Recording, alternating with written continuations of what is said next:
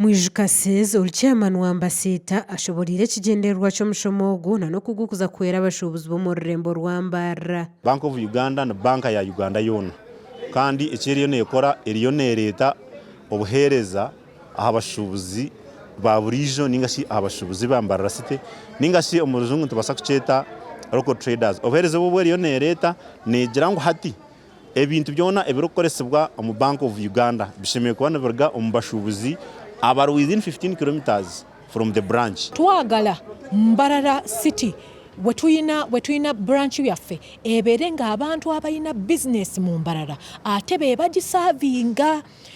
Twagala kujjawo kiri nti Mbarara branch ate savingibwa abantu abavira ddala ku kitebe kyaffe ekikulu e Kampala. So twagala okuwa omukisa abayina business mu Mbarara muno nga zikola mu ebyo ebintu Mbarara branch yaffe gye byetaaga bafune omwaganya oba gye twandiyise opportunity savinga Banka. Kakama Keith Arnawe wabira yisimbira habwa Western Youth MP ahabwa NRM kandi omwe ahabajwe kire minyeto ashoborire bimwe ahabegero mu mushomogo eminyeto abamwe abali ahankanyo mu abazwekera na nabandi ababaruho twaiga ebintu bingi munonga pre-bid meeting etwatwina brought in by Bank of Uganda twaleba nti abantu nabasa kufuna bata trading licenses wabo ine trading licenses no basota kwata business ya ukakola supplies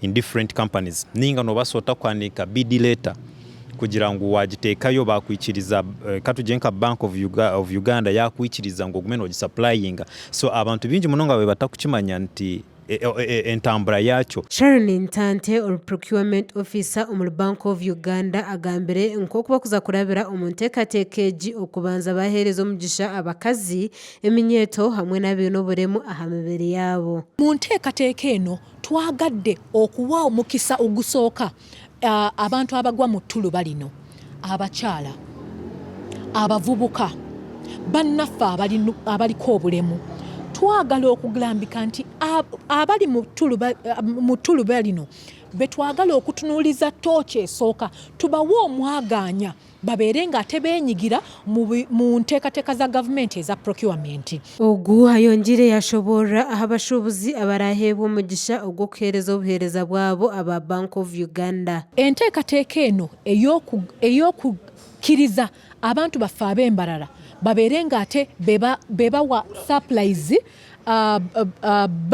banka yaffe eri Embarara esookedde ku nteekateeka zino oba ku categories zino: plumbing supplies, electrical supplies, general materials. Nga mu general materials twagala ki? Cleaning materials, stationery, bitabo, peni, biki ebyo.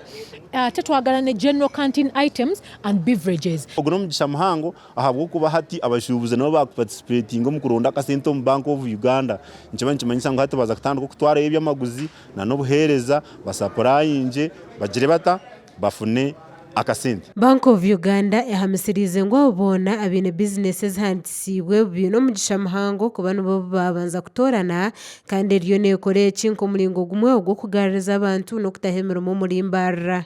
Gasha kwa Betty na Ebare ahabwa Tayari West.